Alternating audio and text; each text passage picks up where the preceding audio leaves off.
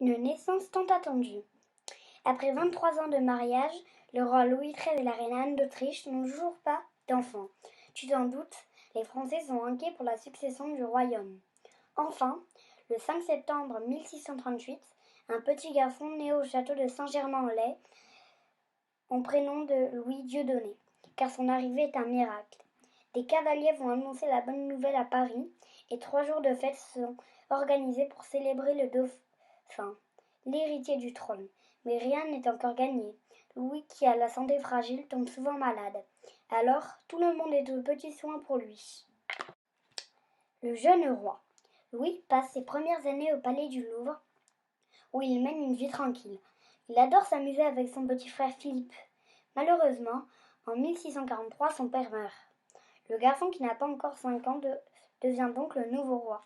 Comme il est bien trop jeune pour diriger le pays, c'est sa mère qui va assurer cette tâche jusqu'à sa majorité. C'est ce qu'on appelle la régence. Elle est aidée par le cardinal Mazarin, qui jouera un rôle important dans l'éducation du jeune roi. Cette année, toute la famille royale déménage au palais royal, où se dérouleront bientôt de terribles événements. La Fronde. À cette époque, la France est en conflit avec l'Espagne. Puisque faire la guerre coûte cher, la reine et Mazarin augmentent les impôts en 1648. Mais ça ne plaît pas du tout aux nobles et au peuple qui se révoltent et montrent une barricade près du palais royal. La famille royale a peur, alors dans la nuit du 5 au 6 janvier 1649, elle fuit la capitale et se réfugie à Saint-Germain-en-Laye. La contestation va durer plusieurs années. Il faut attendre 1652 pour que Louis en âge de gouverner rentre à Paris et mette fin à la Fronde. L'année suivante, le jeune roi se souviendra toute sa vie de cette période difficile. Tu vas voir. Roi au pouvoir. Louis, qui a pris le nom de Louis XIV, est sacré le 16 juin 1654 dans la cathédrale de Reims. À la mort de Mazarin en 1661, il choisit de gouverner seul, sans l'appui d'un premier ministre, ce qui est tout à fait inhabituel. Puis il met en place sa politique de contrôle de la noblesse, et faisant arrêter son surintendant des finances, Nicolas Fouquet, qui l'accuse de détourner l'argent du royaume. Ces derniers avaient organisé une grande fête dans son château de Vaux-le-Vicomte. Le roi, humilié et jaloux de tant de richesses, charge d'Artagnan, le chef des mousquetaires, de l'emprisonner. Le château de Versailles. Louis XIV veut lui aussi un château pour montrer sa puissance, mais hors de Paris. Alors toujours en 1661, il ordonne la transformation du pavillon de chasse en demeure royale. Il fait appel à 3 spécialistes.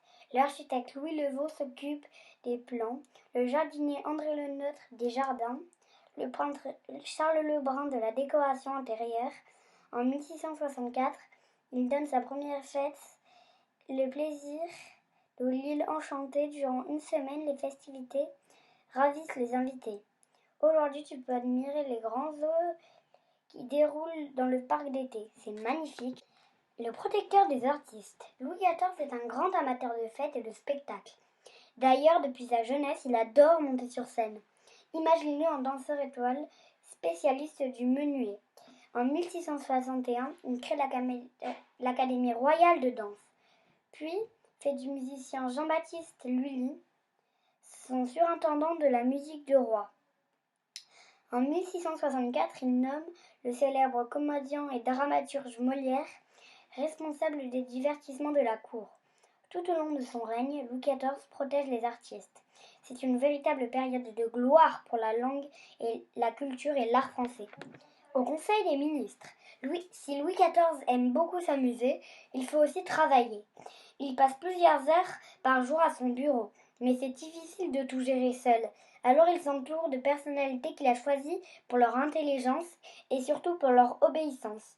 Le marquis de Louvois est chargé de la guerre et de la défense, un poste important. Et dès 1665, Jean-Baptiste Colbert est nommé contrôleur général des finances. Chaque semaine, pendant le conseil, le roi écoute ses ministres et leur pose des questions. Mais il ne veut pas prendre de décision par lui-même et rester le seul maître. Chef de guerre.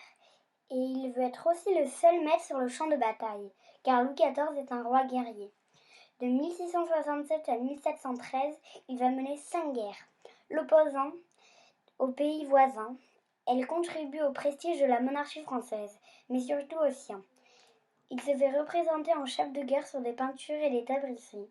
Il en fait même peindre sur ses talons de chaussures, pouvant mesurer 12 cm de haut. Des scènes de bataille miniatures.